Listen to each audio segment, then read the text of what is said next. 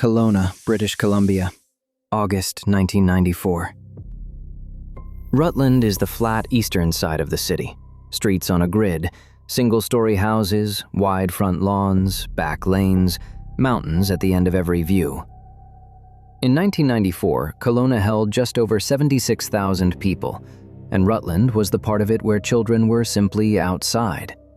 After supper, they were on the lawns and in the lanes and at each other's doors, and nobody counted them in until it got dark.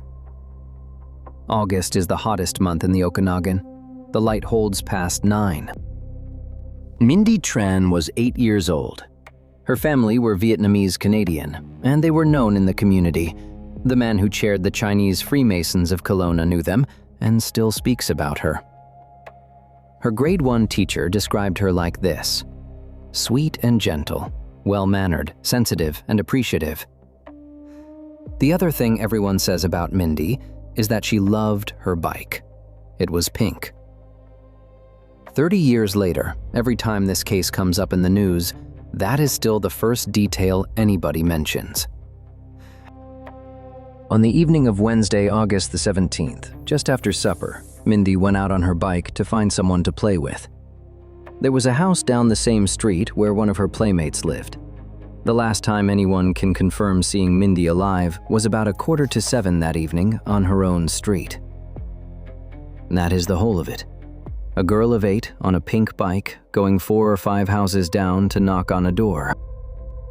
Sometime that evening, a neighbor of the Trans drove down the street. She noticed a small pink bicycle. It was lying in the road, not on a lawn, in the road in front of that house down the street. She drove past it twice. She told an ex-police officer and the missing children's investigator what she'd seen, and they took it to the Kelowna RCMP. That bicycle is the only physical thing about that evening that everyone agrees on. Everything else in this case is somebody's memory. Mindy did not come home. Her family called the police that night. By morning, it was a search, and by the weekend, it was the largest search the city had ever run. More than 500 volunteers came out. They opened dumpsters, they walked backyards, 1 yard at a time, and asked permission at every gate. They went through the brush along Mission Creek, which runs west across the valley floor a few blocks from her house. Posters went up in shop windows. The tips started coming in. Over the years, the RCMP would count more than 1,000 of them. The organized search wound down after about 5 days.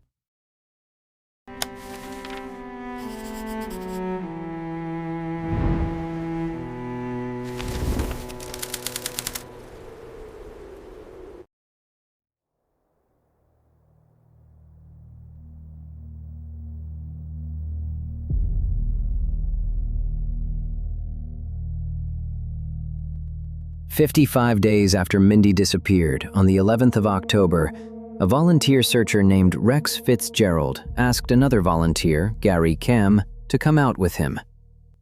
A friend had sent Fitzgerald a divining rod. That's a forked stick, the thing people have used for centuries to look for water underground. There is no science behind it. Fitzgerald had been practicing with it for weeks anyway. The two men walked into Mission Creek Regional Park. It is a corridor of cottonwood and brush that follows the creek, about 8 blocks from the Tran house. Fitzgerald followed the rod to the base of a large tree. Under the leaves and the twigs, there was a shallow grave. Mindy was in it. She had been sexually assaulted, and she had been strangled. The police did not tell the public how she was found. The detail about the divining rod was kept out of the papers for 5 years. Nobody outside the investigation knew about it until 1999, when it came out in a courtroom in Vancouver. The house down the street belonged to a family called the Mugford family. Their daughter was one of Mindy's playmates. That spring, they had taken in a boarder. His name was Shannon Murrin. He was from Newfoundland. He had come west because a brother-in-law told him there was work in the Okanagan, and he had found a job as a mechanic. He also had a record. 4 years for a robbery in Newfoundland in 1987, 9 months for an assault in 1990. In December of 1994, 2 months after Mindy was found, the officer leading the investigation started telling witnesses that police suspected Murren. In January of 1995, 3 men came to the house where Murren was living. He pulled a gun on them. They took it off him, overpowered him, threw him into a truck, and beat him unconscious. Surgeons had to operate on his skull to relieve the swelling on his brain. He spent 11 days in hospital. He came out of it with permanent damage to his memory and his concentration and his temper. Then the police charged him. Not the 3 men, Murren for pointing the gun. He pleaded guilty and got 2 years, and from that point on, he was in custody. By then, the investigation had a suspect. It also had a suspect with a brain injury sitting in a cell who had been beaten unconscious by 3 men. 2.5 years after Mindy died, in January of 1997, Shannon Murren was charged with her murder. His trial opened in Vancouver in August of 1999. It ran about 7 months. It was one of the longest and most expensive murder trials in the history of British Columbia, and it was built on 3 things. The first was 3 hairs. The Crown said a new kind of testing tied them to Murren. It was called mitochondrial DNA, and this was the first time it had ever been used in the Canadian criminal trial. Here is the problem with it. Mitochondrial DNA is the kind you inherit from your mother, and it is shared by everyone in a mother's family line. It can tell you a hair belongs to a family. It cannot tell you which person in that family it came from. The second was a confession. A man named Douglas Martin testified that Murren confessed to him within hours of the 2 of them being put in a cell together. Martin had 107 criminal convictions, and one of them was for perjury, for lying under oath. He was paid $4,500 for his testimony. The defense took him apart on the stand. The third was a suitcase. The Crown's theory was that Murren killed Mindy in a half-hour window that evening, put her body in a suitcase, drove it to Mission Creek Park, and buried it. There was no crime scene, no blood in the Mugford house, no sign of a struggle in it, no sign that anything had been cleaned up. Murren's lawyers argued 2 things: that he did not have time to do it and get back home inside the window the neighbors described, and that a stalled investigation had settled on him because of his record and the way he looked. The jury went out and stayed out for about 6 days. On the 25th of January 2000, they came back and found Shannon Murren not guilty. He gave them 2 thumbs up. His mother, Laura, was 79. She said she had known in her own heart that he was not guilty. And in Canada, an acquittal is the end of it. A man found not guilty cannot be tried for the same killing again. Not with new evidence, not ever. The Tran family did not speak in the courtroom. They gave their statement to an RCMP officer, and he read it out for them. Regardless of the outcome of the trial, our great sorrow is that we will never have our daughter Mindy back with us. She is in our thoughts every day and will live on in our memory forever.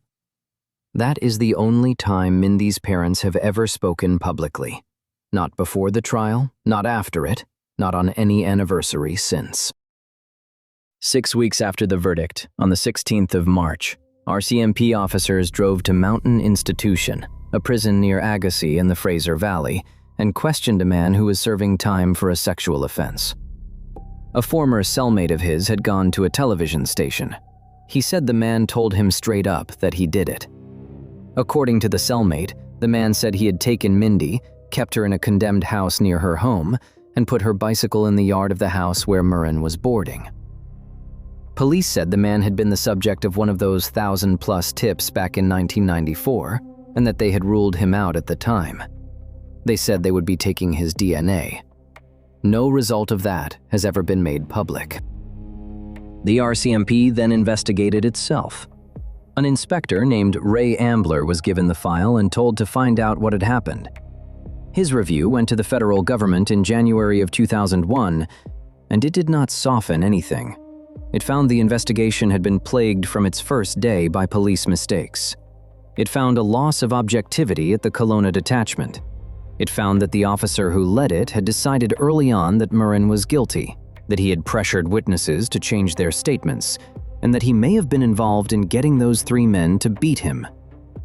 It said the officer should have been replaced. It made 23 recommendations, and the RCMP said it adopted all of them.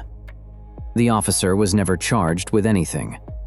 Murrin sued, and the case was settled quietly in 2009. The Review's own summary of the whole thing was one sentence. The downfall of this case was the integrity of the investigation. There is a tree at the corner of Springfield Road and Ziprick Road at the edge of Mission Creek Regional Park. It was planted for Mindy. The plaque at the base of it carries her school photograph and one line: "See this tree that will grow instead of Mindy." In August of 2024, on the 30th anniversary, about a dozen people came and tied pink balloons in the branches. Her grade 1 teacher was there. So was the man from the Chinese Freemasons, who has come almost every year. He said he tried not to cry, and that after 30 years, there is still the scar. Nobody has been charged with killing Mindy Tran since the day Shannon Murrin walked out of that courtroom.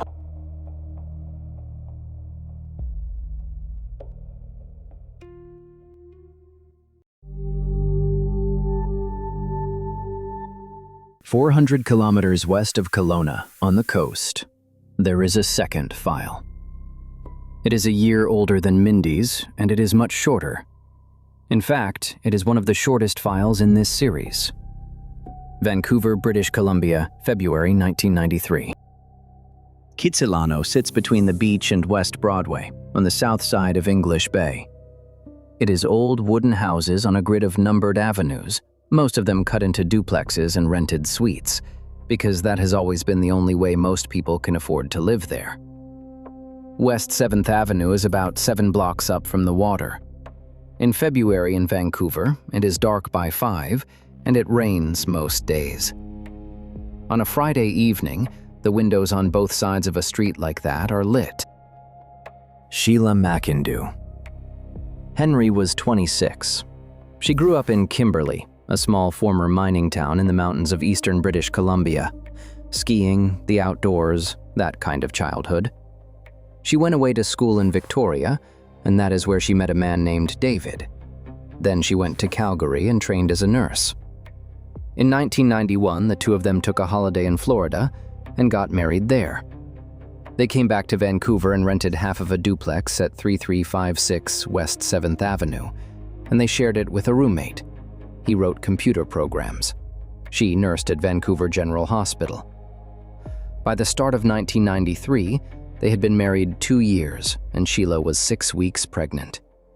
It would have been her parents' first grandchild. On the evening of Friday, the 5th of February, at about 8 o'clock, David Henry came home to that duplex and found his wife dead. He called for help. Here is everything the Vancouver Police Department has ever released about what happened to her.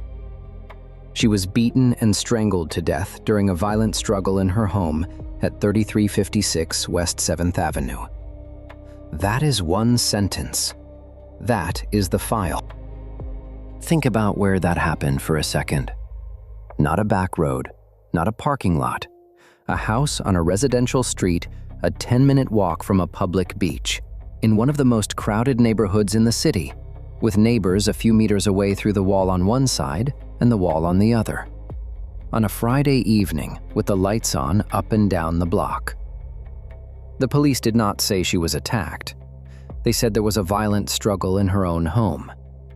A violent struggle takes time, and it makes noise. In 33 years, nobody has been arrested for it. No one has been charged. The police have never publicly named a suspect, and they have never publicly said they had one. They have also never said whether the door was forced. They have never said what she was killed with. They have never said whether anything was taken from the house. They have never released a description of anyone, or a sketch, or a neighbor's account, or a single word about physical evidence. There is no reward. There has never been an inquest that reached the public.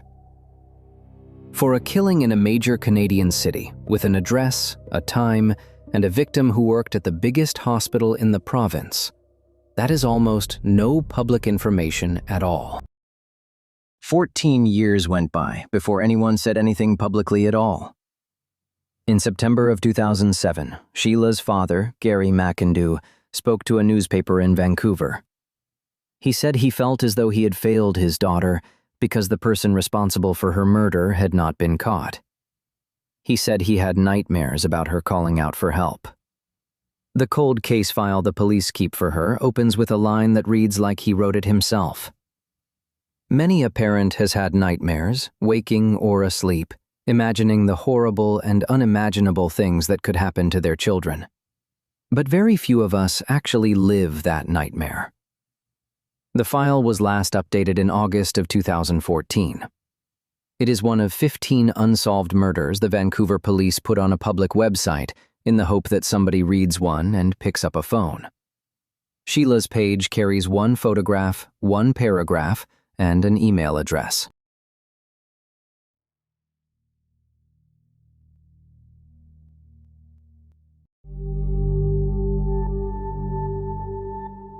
The third file is the oldest of the three, and it is 1,500 kilometers north of that duplex.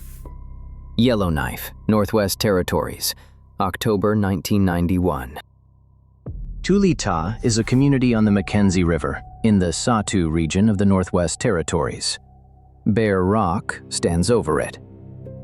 Fewer than 500 people live there. For most of the year, there is no road in. You come by air or by barge in the summer, or over an ice road when the river freezes hard enough to hold a truck. Mariella Lenny was from Tulita. She was Dene. In September of 1991, she was 17 years old, and there was no high school for her at home, so she traveled about 700 kilometers southeast to Yellowknife to go to school. She left a 4-month-old baby behind. Her son stayed in Tulita with her parents, Wilfred and Sarah. Yellowknife is the capital of the territory. It is built on bare granite at the top of Great Slave Lake, and in 1991, about 15,000 people lived there. 2 gold mines worked the ground on either side of the town. Downtown was a few short blocks of numbered streets and hotels with bars in them. Mariella moved in with her Aunt Bertha first, and then went to stay with a cousin. Bertha describes her niece as very pretty and outgoing, someone who could talk to anyone.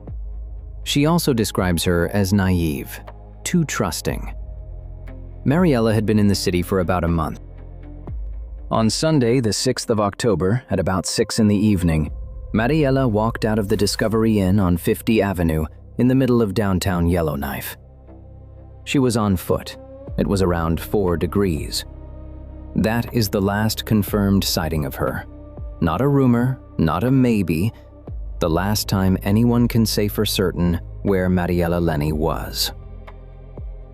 Well, almost the last. She was reported missing on the 18th of October, 12 days later. Nothing in the public record explains those 12 days. Her aunt says the family were not told by the police at all. They found out that Mariella was missing from local gossip and then from the media. By the end of November, the bay had frozen. In Yellowknife, the ice on the lake gets thick enough to drive on, and it stays that way until spring. The winter went by. Nothing happened. On the 8th of May, 1992, Mariella Lenny was found floating in Great Slave Lake beside the dock at the Con mine on the south edge of the city. It was 7 months after she walked out of that hotel. The RCMP identified her from her dental records. They had to. Her aunt was not allowed to look at her, and she has explained why in the plainest possible words. The birds, the fish, what they had done to the body over that time, so we couldn't view it. She was partly dressed. Her jeans were undone and pulled down her legs. She had no shirt on. One shoe was missing. The RCMP showed the family a death certificate. It said she had not been shot. It said she had not been stabbed. It noted a bump found on her head, and according to the family, the coroner's report recorded that there was no water in her lungs. A person who drowns breathes water in. A person who is already dead when they go into the water does not. There is one more thing, and it comes from a newspaper in Yellowknife that went back through this case and did the work properly.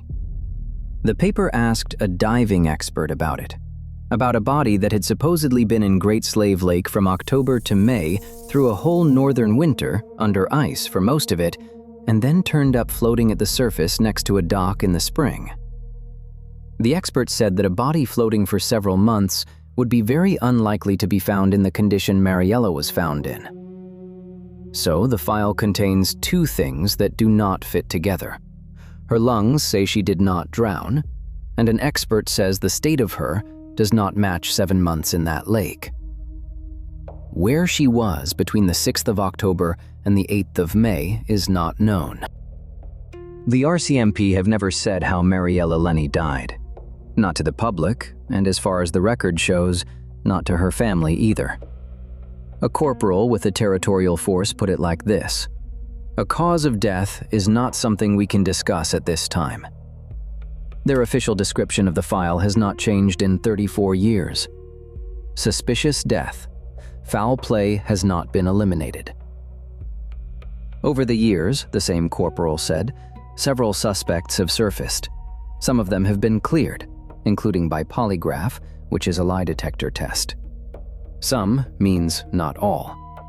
The CBC does not use the word suspicious. It files Mariella's case as a homicide. Mariella's Aunt Bertha spent decades asking why. In January of 2018, she took her niece's case to the National Inquiry into Missing and Murdered Indigenous Women and Girls when its hearings came to Yellowknife. And she said one thing there that is hard to answer. Why is it taking so long to solve this? It's just the Northwest Territories. It's not like New York. Mariella was not the only one. In 1990, Charlene Catholique, 15 years old, vanished from Betchoko while walking toward Yellowknife.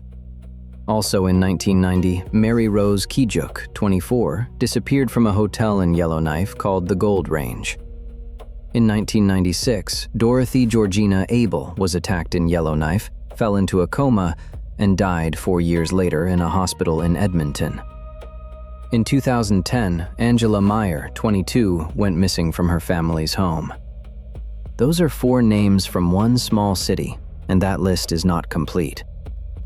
In 2018, the Northwest Territories got its own RCMP unit for old cases. It is 2 officers and some support staff. When it started, there were 71 unsolved historical files in the territory. By December of 2023, there were 80. The number went up, not down, because as the unit works, it keeps finding cases nobody had counted. 2 officers, 80 files. One of them is a 17-year-old girl who walked out of a hotel on 50 Avenue in October of 1991, left a 4-month-old son in Tulita, and came back out of Great Slave Lake in May. All 3 of these files are open, and all 3 take calls. Anything about the disappearance of Mindy Tran in Rutland on the 17th of August, 1994, including anything about a pink bicycle in the road that evening, goes to the Kelowna RCMP at 250-762-3300. Anything about the killing of Sheila McIndoe Henry at 3356 West 7th Avenue in Kitsilano on the 5th of February 1993 goes to the Vancouver Police Cold Case Unit at 604-717-2500 or by email to coldcase@vpd.ca. Anything about Mariella Lenny, where she was after 6 o'clock on the 6th of October 1991, or at any point that winter, goes to the Northwest Territories RCMP Major Crimes Unit at 867-669-1111. Any of the 3 can go to Crime Stoppers anonymously at 1-800-222-8477.